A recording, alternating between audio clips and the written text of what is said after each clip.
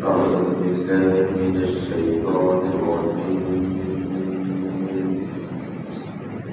بسم الله الرحمن الرحيم فمن أراد الآخرة وسعى لها سعيها وهو مؤمن فأولئك كان سعيهم مشكورا صدق الله العظيم আল্লাহ পাকের পবিত্র ইহসান তিনি মেহেরবানি করে আপনি আমাকে পবিত্র মাহে রমজানে জোহরের নামাজ জামাতের সাথে আদায় করার পরে আল্লাহ পাকের কালামের আলোচনা রমজানের মাস যেভাবে রোজার মাস এইভাবেই বলেছে কোরআনের মাস রমজান মাসে রোজার খরচ করা হয়েছে রমজান মাসে কোরআন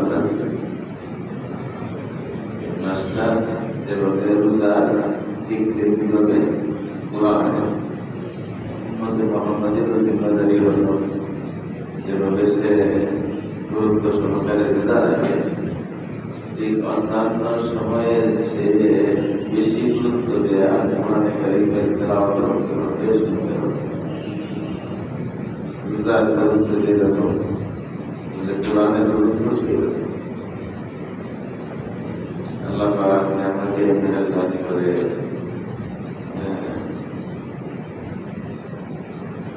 আল্লাহ পাক মেহেরবানি করে আপনি আমাকে রমজানের মাসে কোরআনের সাথে সাথে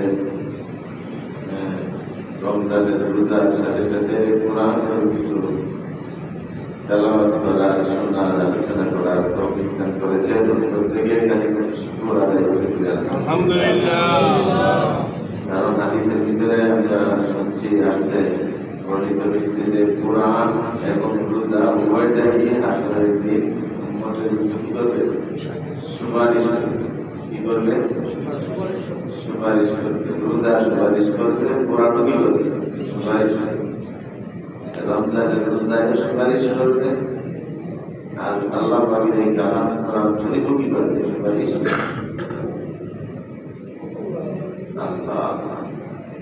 রোজায় সুপারিশ করবে যে মানুষ অনেক কষ্ট করে রোজা রাখছে খানা দানা থেকে তারা বিরত হয়েছে আমি তাদেরকে বিরত রাখছি অতএব আমার সুপারিশ হল আজকে এই রোজাদারদেরকে মাফ করে তুমি জান্নাত দান করো কোরআন সুপারিশ করবে যে বাবু অনেক পরিশ্রম করে তো তারা রোজা রাখছে সাথে সাথে তাদের বিভিন্ন চাকরি বাকরির ফাঁকে দীর্ঘ সময় রাত্রে দাঁড়ায় নামাজ পড়ছে হ্যাঁ এমনিতেই এসব নামাজের সুরাই লম্বা হয়ে গেলে অনেক সময় হুজুর পায়ে তো মোলায় না নামাজ পড়ে রাখা 4 ঘন্টা আর এখন তারা বিপরী সুবহানাল্লাহ বলতে বলে একটু সূরা লম্বা হইলে শর্ট হতে পারে কিন্তু দীর্ঘ সময় 20 রাকাত আর প্রতি রাকাতে বলে যদি 30 দিকেও পরে প্রতি রাকাতে 21টা কারণ 30 পারা কোরআন শরীফ হাফিজি কোরআন শরীফের ভিতরে 30 পারা কোরআন শরীফ এক পারার ভিতরে আছে হলো 10টা পাতা 20টা করে যাবে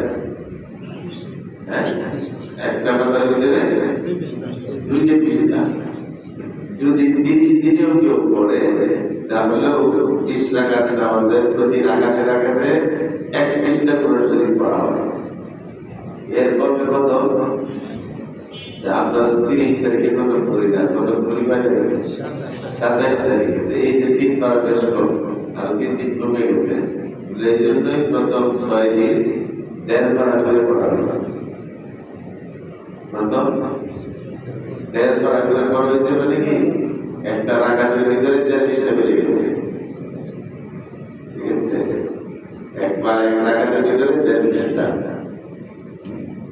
আল্লাহ দেড়টা মনে দুটা সময় এই মসজিদে কাটার জন্য কোরআনের জন্য বলতে দিলাম বলতো রোজা রেখে তারা কষ্ট করছে।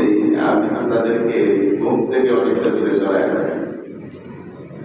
যদি তারা বিনা করে এসে নামাজ করে ঘুমায় যায় ঘুমের জন্য অনেকটা সময় পেয়ে এদিকে আবার সেই সময় উঠে রাত্রে তাদের বেড়া যায় যে ঘুমটা তাদের হয় না। আমি তাদেরকে ঘুম থেকে বিরত রাখছি, কষ্ট দিছি। আমি কোরআন তোমার কাছে সুপারিশ করতেছি, আমার তোমার এই রোজাদার বান্দা, নামাজ আদায়কারী বান্দা, কোরআন পড়নেওয়ালা, শুননেওয়ালা, এই সমস্ত বান্দাদেরকে আজকে তুমি মাফ করে তাদেরকে জান্নাত দাও। আল্লাহ রাসূল হাদিসের ভিতরে বলছেন উভয় প্রকারের সুপারিশে আল্লাহর কাছে কবুল হয়ে যাবে। একটা আছে না যে জায়গায় আমি একটা ব্যক্তির কাছে একটা জিনিসের জন্য সুপারিশ করলাম যে ভাই দেন, ভাই কাজটা করে দেন, সে ইচ্ছে করলে রাখতেও পারে, সুপারিশ কবুল হইতে পারে, নাও হইতে। তো আল্লাহ রাব্বুল আলামিনের হাবিব বিশ্বনবী মুহাম্মদ রাসূলুল্লাহ সাল্লাল্লাহু আলাইহি সাল্লাম পরিষ্কার সহিহ হাদিসে বলে দিয়েছেন ইউসাফাআন, দুনো বস্তুর সুপারিশ আল্লাহর কাছে কবুল হয়ে যাবে। রোজার সুপারিশ ফিরিয়ে দেবে না, কোরআনের সুপারিশ করবে না, ফিরিয়ে দেবে না। আল্লাহ পাক আপনি আমাকে এই পবিত্র মাহে রমজানের মুখে নিয়ে দীর্ঘ সময়ে দাঁড়ায় দাঁড়ায় নামাজ আদায় করা, নামাজের পরেও এই পবিত্র কালামের জন্যই আরেকটু সময় দেওয়ার জন্য আল্লাহ পাক তৌফিক দান করছেন। আমরা খুশি না হতে সবাই? হ্যাঁ, সবাই অন্তর থেকে শুকরিয়া আদায় করি বলে আলহামদুলিল্লাহ। আমল মানুষের ইবাদতের জন্য আল্লাহ পাক মানুষ বানিয়েছেন, এর ভিতরে কোনো সন্দেহ নাই।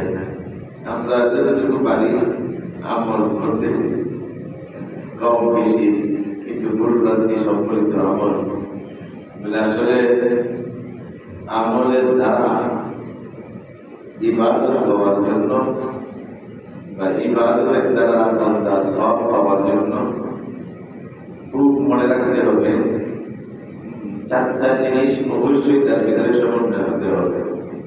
এই নামাজ তো ইবাদতের আমল, হ্যাঁ, এটার জন্য কমপক্ষে 4টা জিনিস অবশ্যই থাকতে হবে যদি আমি আল্লাহর একটা সওয়াব পাইতে চাই। 1 নাম্বার গণ্যে গণ্যে মনে রাখি, আজকে যে আয়াতটা পাঠ করেছি, আয়াতের সারমর্ম এটাই যে মানুষের ইবাদত, মানুষের আমল সহিহ হওয়ার জন্য এবং সওয়াব পাওয়ার জন্য, আখিরাতে নাজাতের জন্য 4টা জিনিস লাগবে ভিতরে। 1 নাম্বার লাগবে তার প্রতি ঈমান। আমি নামাজ পড়ছি, কি বিশ্বাসে নামাজ পড়ছি, ঈমানটা কি, যে নামাজটা আল্লাহ পাকের ইসলামের বিধান এবং আল্লাহর হুকুম ফরজ। মুসলমান মাত্রই বয়স্প্রাপ্ত নারী পুরুষ সকলের জন্যই কেউ করলে আর কেউ না করলে চলবে, সকলের জন্যই ফরজ। কেউ যদি এদের না করে তাহলে শক্ত গুনাহগার হবে, কবিরা গুনাহ লিখে হবে। এই বিশ্বাসটা আমার তার থাকতে হবে।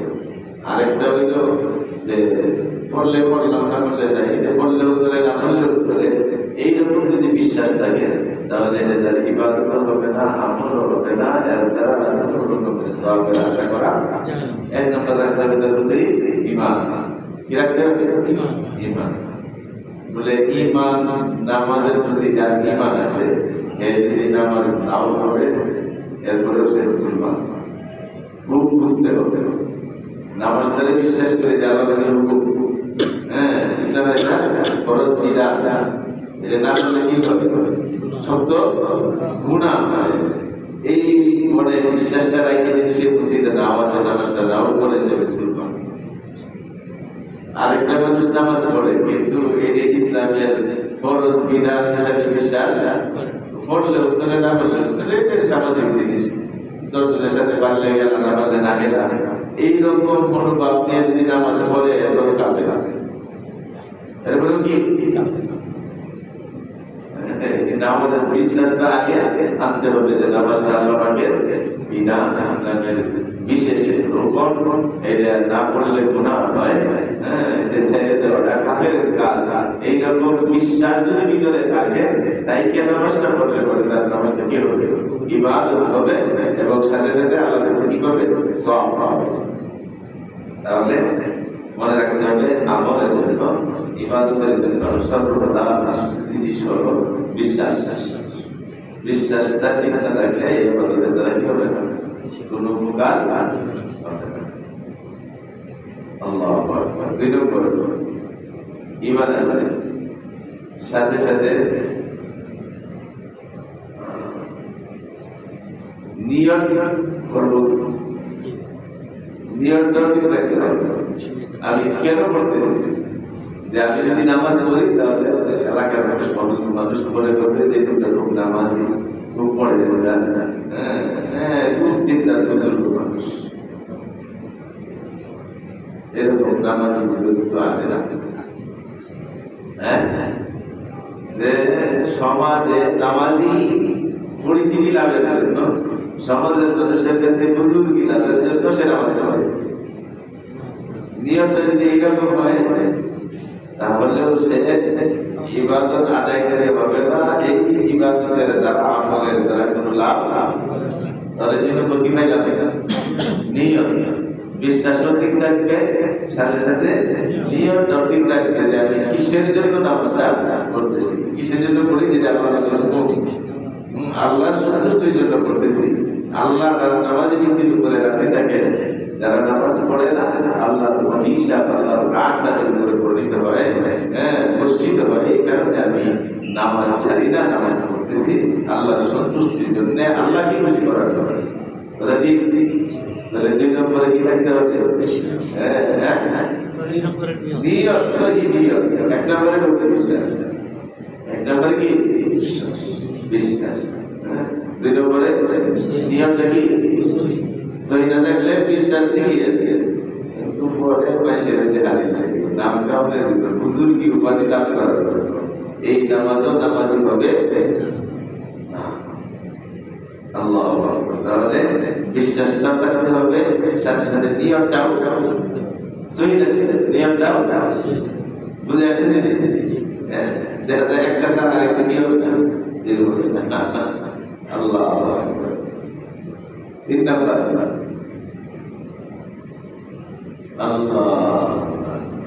তিন নম্বরে হলো এই নামাজটা ইবাদত হওয়ার জন্য আজকের কায়দাতের সার্বর্ম অনুযায়ী বলতেছে আমলটা যেন সঠিক হয়, তরিকাটা যেন কি হয়, সঠিক হয়, পদ্ধতিটা যেন সঠিক হয়। তাহলে ঈমান থাকবে, নিয়ত ভালো থাকবে, সাথে সাথে তরিকাটা কি হবে, তরিকাটা যেন সঠিক হয়। তরিকাটা কি? যে তুমি চেষ্টা করবা আযান যখন হবে তুমি চেষ্টা করবা ফরজ নামাজটা মসজিদে গিয়ে আদায় করার জন্য। এটা একটা ফরজ নামাজ আদায় করার তরিকা। ফরজ নামাজ আদায় করার একটা তরিকা না। যদি তুমি অসুস্থ থাকো বা মসজিদ থেকে দূরে হয়, অথবা যাওয়াটা তোমার জন্য অসম্ভব হয়ে পড়ে কোনো কারণে, শরীয়ত সম্মত কোনো কারণে, তাহলে তোমার বাসায় পড়বা, না হয় কোথায় পড়বা? মসজিদে পড়বা। মসজিদে পড়বা, বাসায় পড়বা, যেখানে পড়ো। তরিকাটা কি, পদ্ধতিটা কি? যে পদ্ধতিটা হবে তুমি পবিত্রতা অর্জন করবা।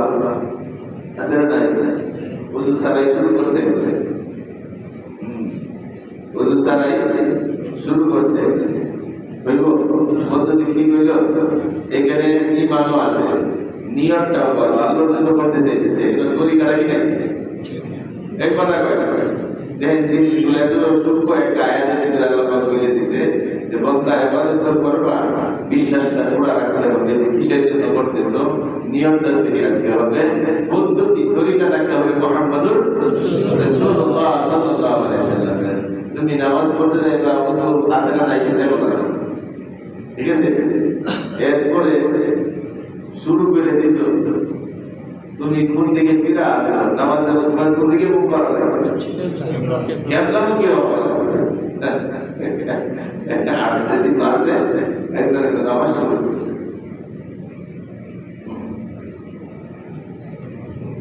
নামাজ পড়ছে, আমি চিন্তা করতেছি আমার সাথে সিটে বসা নামাজটা আমিও পড়ব।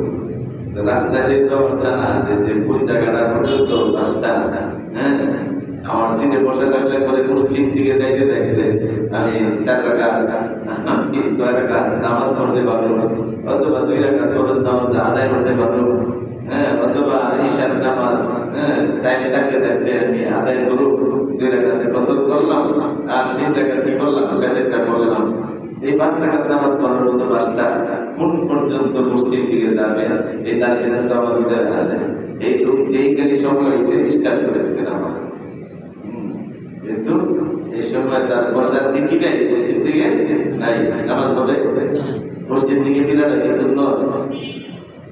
পশ্চিম দিকে ফিরে নামাজ পড়া কি হ্যাঁ ফরজ? যদি ছুটে জায়গাতে আমাদের থাকবো, ওযু ছাড়া নামাজ পড়া যাইব, ওযু করাটা ফরজ, পশ্চিম দিকে ফিরে নামাজ পড়াটা ফরজ, পরনে কাপড় টাকাটা নাই, পরে সব বেশি হবে আশায় লোক খুললে বাকি দিতে রয়েছে, ঠিক আছে? বাকি বাদ দিয়ে নামাজ পড়লে কি হয়? সব ফার্জি বাজারে সুন্দর আর লঙ্গিতে পড়াটা কিন্তু দেখে না কবে সুন্দর করতে যায় সঙ্গী তরিকা না থাকার কারণে কি হয়ে যায়, সব নষ্ট হয়ে যায়।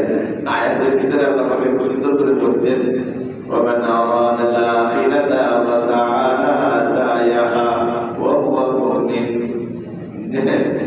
বন্ধা তুমি আমল করবা, আগে বিশ্বাসটাকে ঠিক করো, এরপরে তোমার নিয়মটাকে ঠিক করো, এরপরে তোমার তরিকাটাকে কি করো, ঠিক করো। পদ্ধতি থাকতে হবে মুহাম্মদুর মন করা বানায় বানায় তুমি পদ্ধতি দিয়ে ইবাদত করতে করবা, ওইটা ইবাদত হবে না, শয়তানি হবে।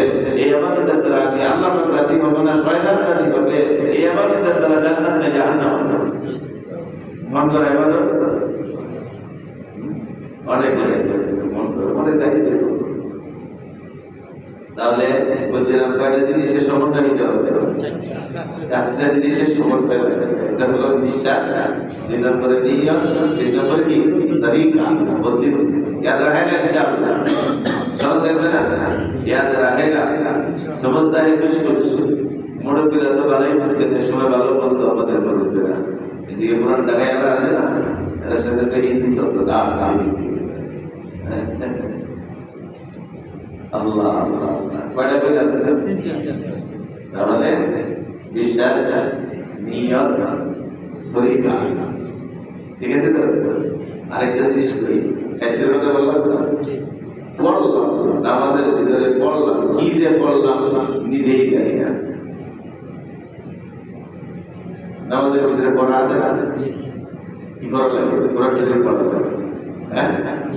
দেখেন 3টে জিনিস ঠিক আছে, বিশ্বাসও ঠিক আছে, নিয়তটাও ঠিক আছে, তরিকাও ঠিক আছে, এবারে রসুলের পদ্ধতিতে আসলাম, কিন্তু নামাজের দ্বারা এই পড়াশোনা করলাম আলহামদুলিল্লাহি রাব্বিল আলামিন, অর্থাৎ সুর মিলাইতে যায় কোন জায়গায় লম্বা, কোন জায়গায় ছোট, কোন জায়গায় টান আছে, কোন জায়গায় টান নাই, তার কাছেও কেন না।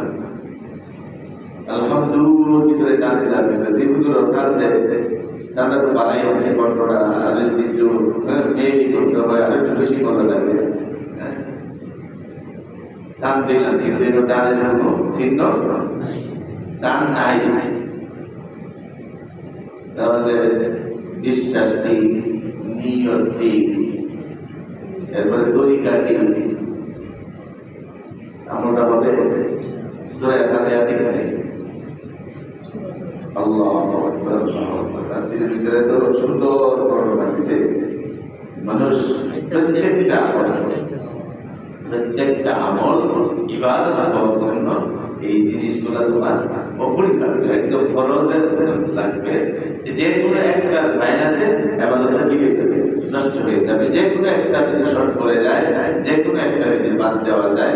একজনের করা খুব সুন্দর আছে, হ্যাঁ সহি আছে, নিয়তটা ভালো না,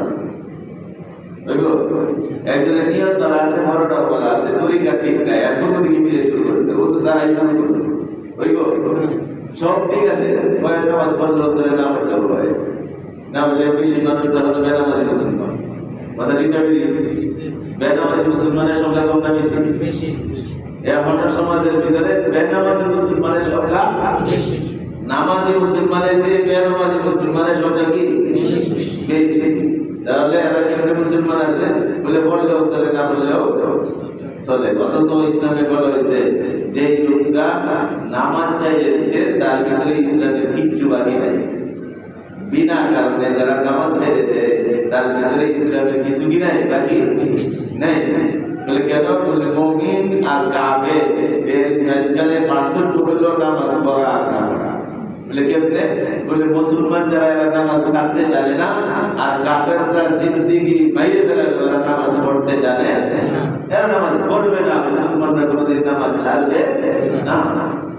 আল্লাহর নবী বলে যে লোকটা নামাজ ধর্ম ইসলামের মূল খুঁটি, যে লোকটা নামাজটাকে নষ্ট করলো, হে পুরা ইসলামটাকে ধ্বংস করে দিল, পুরা ইসলামটাকে কি করে দিয়েছে?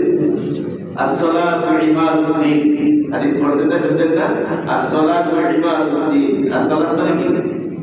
নামাজ। ইমাদ শব্দ খুঁটি, দিন মানে ধর্ম, নামাজটা ধর্মের খুঁটি, ইসলামের খুঁটি। মান আকামাদ দ্বীন, মান আকামাস সালাত, যে লোকটা নামাজকে কায়েম করলো, নামাজটা পড়া শুরু করলো, ফাকাদ আকামাদ দ্বীন, সে যেন পুরা ইসলামটাই ধরে রাখলো।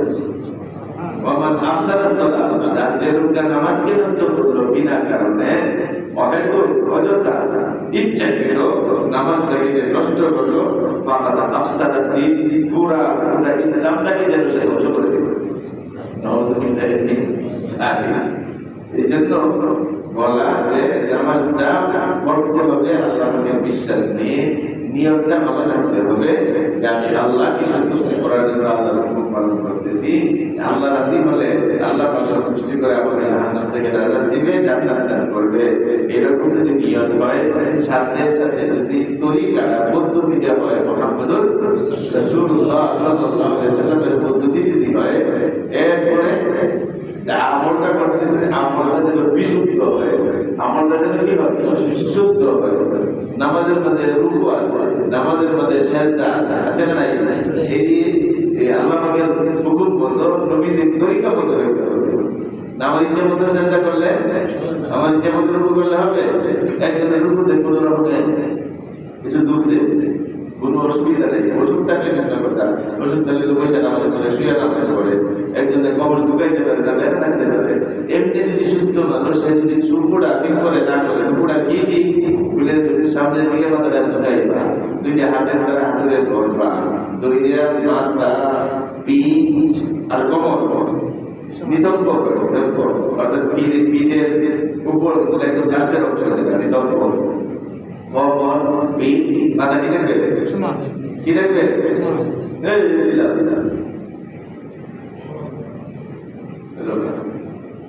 তাহলে কি দেখতে হবে? জিনিসটাও বিশুদ্ধ হইতে হবে, জিনিসটিকে বিশুদ্ধ হইতে হবে। এরপরে যেটা পড়বে, পড়াও বিশুদ্ধ থাকতে হবে। না হলে একটা ছাড়া আরেকটা হবে না, একটা ছাড়া তিনটেই পারবে, একটা ছাড়া কি তিনটেই পারবে। মনে থাকবে তো? নামাজটা ইবাদত হওয়ার জন্য প্রথম হবে আমার বিশ্বাস, 2 নম্বরে থাকবে নিয়ত, 3 নম্বরে থাকবে তরিকা মুহাম্মদুর রাসূলুল্লাহ সাল্লাল্লাহু আলাইহি ওয়াসাল্লাম, 4 নম্বরে থাকতে হবে আমলটা আদায়ের বিশুদ্ধতা, নাকি পড়ার ভিতরে বিশুদ্ধতা, সূরা কোরআনে ঠিক করা। কোরআন শরীফে যে কয়টা সূরা আছে, পুরো কোরআন শরীফ যদি আপনি না পারি, এমনি তো কোরআনটা সহি করে তেলাওয়াতটা শিক্ষা করা, রিডিং দিয়ে শিক্ষা করাটা খরচ, সকল মুসলমানের উপরে খরচ। সহি করে পড়া। বলে এর চেয়েও আগে ফরজ হলো সে যখন বয়সপ্রাপ্ত হয়েছে সাথে সাথে তারপরে নামাজ এসে গেছে। অতএব নামাজের ভিতরে যে সূরাগুলো পড়া হয় এটা সর্বপ্রধান ফরজ। আগে এই সূরাগুলোরে ঠিক করতে বলে পরিমাণ কমস কম সূরা ফাতিহা তার সাথে কমপক্ষে 2 বা 4টে সূরা শিখে 4 রাকাত নামাজের ভিতরে 4টে সূরা পড়া। সূরা ফাতিহা তো প্রতি রাকাতে রাকাতে সুন্নতের প্রতি রাকাতে রাকাতে সূরা ফাতিহার সাথে সূরা আছে। ফরজ নামাজের ভিতরে প্রথম 2 রাকাতে সূরা পড়লেই হয়। বলে যদি 4 রাকাত সুন্নত করো কমস কম 4 রাকাতে যদি 4টে সূরা পড়ো আলাদা আলাদা করো একটা সূরা দিয়েও 4 রাকাত নামাজ পড়া যায়। সূরা ফাতিহার সাথে সূরা কাউসার জানি কেউ যদি অন্যটি না জানে একটা সূরা দিয়ে 4 রাকাত নামাজ পড়তে হবে। কিন্তু কোরআন শরীফ পড়া লাগবেই। মাশাআল্লাহ কোরআন শরীফ পড়া ছাড়া নামাজ আদায় কোরআন শরীফ পড়া নামাজের ভিতরে কোরআন শরীফ পড়া ফরজ। তবে পড়াটা বিশুদ্ধ যদি না হয় আমার ঈমানটা ভালো, আমার নিয়তটা ভালো আছে, ঠিক আছে, তরিকাও নবীদের তরিকা মধ্যে পড়ি কিন্তু পড়াটা যা পড়লাম কিনা ঠিক না, তাহলে ইবাদত হবে না, আমল হবে না, এর দ্বারা নাজাতের আশা করতে পারি না। মনে রাখবে তো যে ইবাদত হওয়ার জন্য 4টা জিনিসের সমন্বয় সাধন করতে হবে। একটা হলো ঈমান, আরেকটা কি নিয়ত, আরেকটা তরিকা, আরেকটা কি আমলটা আদায়ের বিশুদ্ধতা থাকতে হবে। আল্লাহ পাক তৌফিক দান করুন। কারণ যেকোনো একটা সারা বিশেষ করে নামাজের ভিতরে যদি এই 4টা জিনিসের সমন্বয় না হয় তাহলে এই নামাজের দ্বারা সে নামাজিও হবে না, আর আখিরাতে তার দ্বারা কোনো রকমের উপকৃত হওয়া সম্ভব না, কিচ্ছুই আল্লাহর কাছে পাওয়া যাবে না। আল্লাহ পাক তৌফিক দান করুন। একটা সূরা একটু মস্ত করি, আউযু বিল্লাহি মিনাশ শাইতানির রাজীম।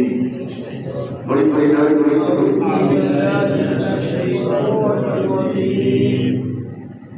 أعوذ بالله من الشيطان الرجيم.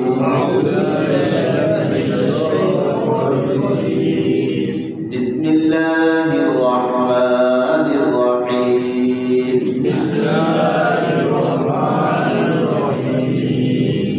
الحمد لله رب العالمين.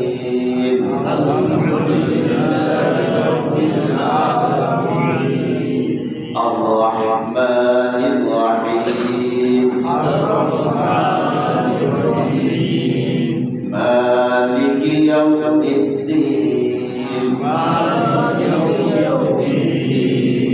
إياك نعبد وإياك نستعين.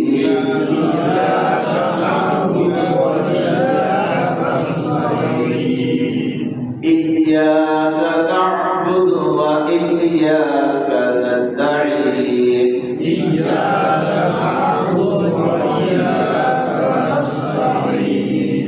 اهدنا الصراط المستقيم. صراط الذين أنعمت عليهم.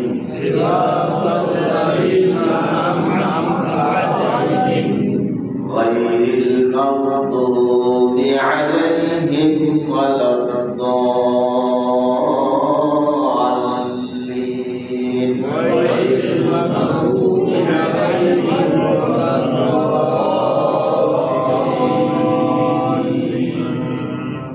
بسم الله الرحمن الرحيم.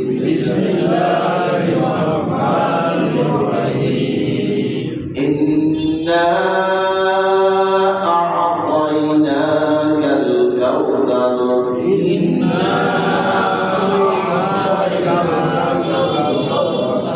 فصل لربك وانحر. إن شانئك هو الأبتر.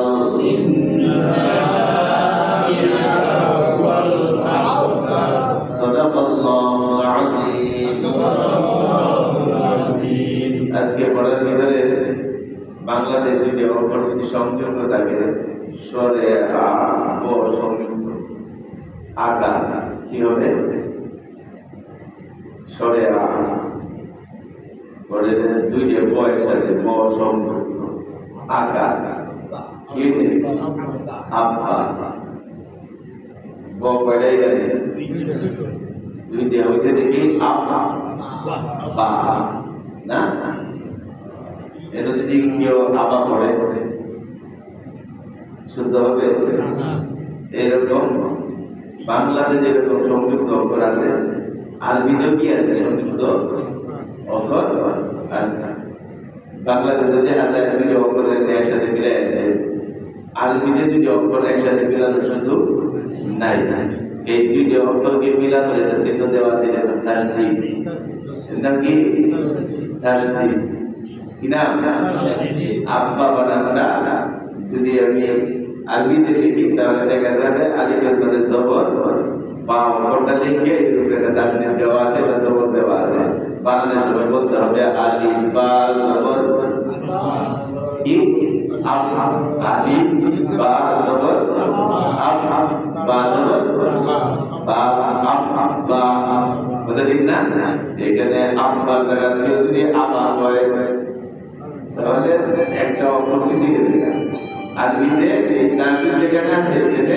মনে করতে হবে অক্ষরটা ডাবল এই জন্য ইয়াকা এটা যদি কেউ ইয়াকা ইয়াকা ইয়াকা এই আব্বা হবে না আবা হয়ে যাবে এই ইয়া একটা ইয়া একটা প্রসিডিয়ারের সাথে এই আমার জবর দেখা যাচ্ছে ইয়া ইয়াকা না'বুদু ওয়া ইয়াকা নাস্তাঈন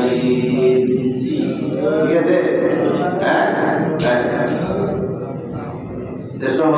যেটা সাধারণত যেটা আমাদের ভিতরে রং হয় হ্যাঁ এই তাসদীদের উচ্চারণ হয় না ডাবল অক্ষরটার উচ্চারণ ইয়াকা ইয়াকা বললে একটা ইয়া উচ্চারণ হবে এই ইয়া মনে থাকবে না এই ইয়া এটার মধ্যে বেশিরভাগ আমাদের রং হয় এই জন্য অক্ষরটা বলে দিলাম 2 নম্বর সূরা কাউসার পড়ছি সবচেয়ে ছোট সূরা এইখানে কেউ যদি মনে করে যে ইন্না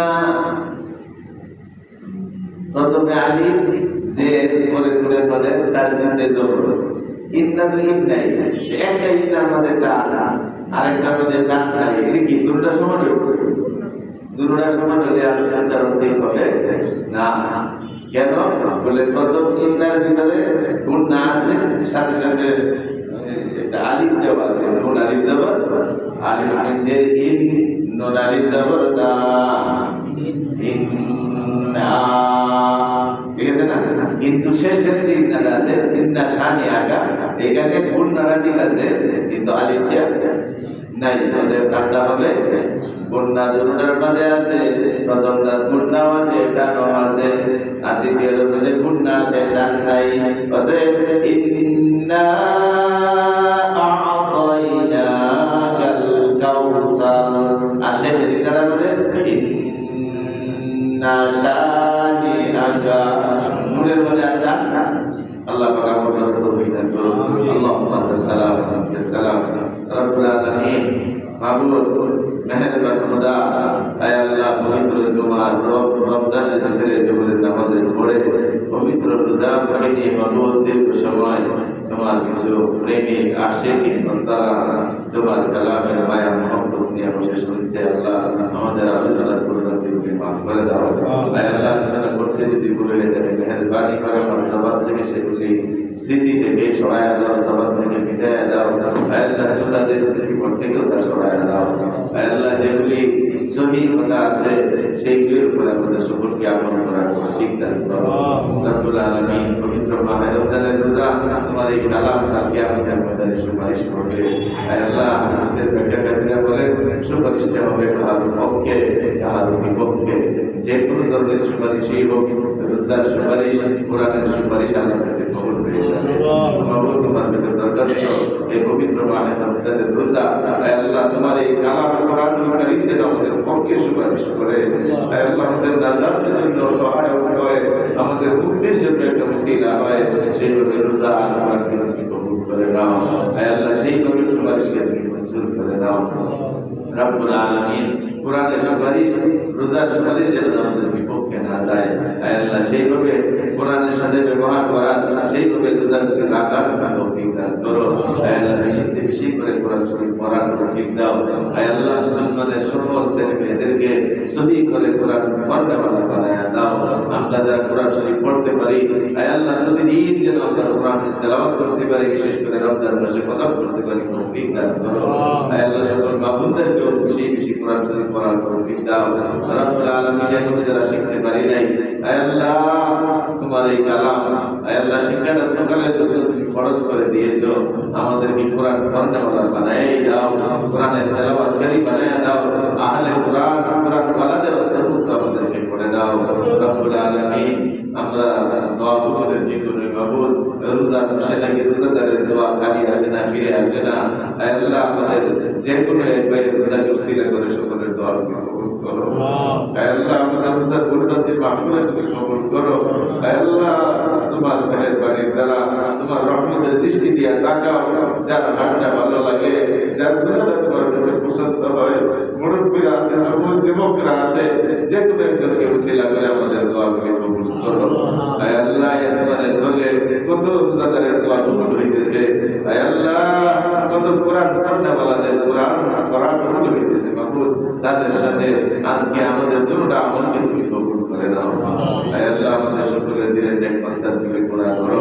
আয় আল্লাহ, এই মাহফিলাতের সময় প্রায় শেষ হয়ে আসছে, জানি না এখনো কারা মাপ পাইছে, কারা পায় নাই। আয় আল্লাহ, আর 2-3 দিন গেলেই তো মাহে রমজানের বিশেষ ক্ষমা শেষ হয়ে যাবে। 1 বছরের জন্য তো শেষ হবেই। আয় আল্লাহ, না জানি কার জীবনের জন্য শেষ হয়ে যায়। আয় আল্লাহ, আগামী রমজান কার বাকি আছে, কার বাকি নাই, জান নাই। মাহবুব, তুমি মেহেরবানি করে ক্ষমার সময় আমাদেরকে ক্ষমা করে দাও। আমাদের ছেলে মেয়েদেরকে মাফ করে দাও, আমাদের নারীদেরকে মাফ করে দাও। আয় আল্লাহ, পুরুষদেরকে মাফ করে দাও, সন্তানের উম্মতকে তুমি মাফ করে দাও।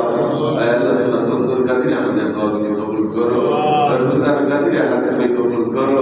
তোমার পবিত্র কালামের কাছে আমাদের সকলের মুনাজাতগুলি কবুল করো। রব্বির হামহুমা কামা রাব্বায়ানি সগীরা, রব্বির হামহুমা কামা রাব্বায়ানি সগীরা। বিদায়ের কালে, মওতের সেই কঠিন সময়ে সকলে জবান দিও লা ইলাহা ইল্লাল্লাহ।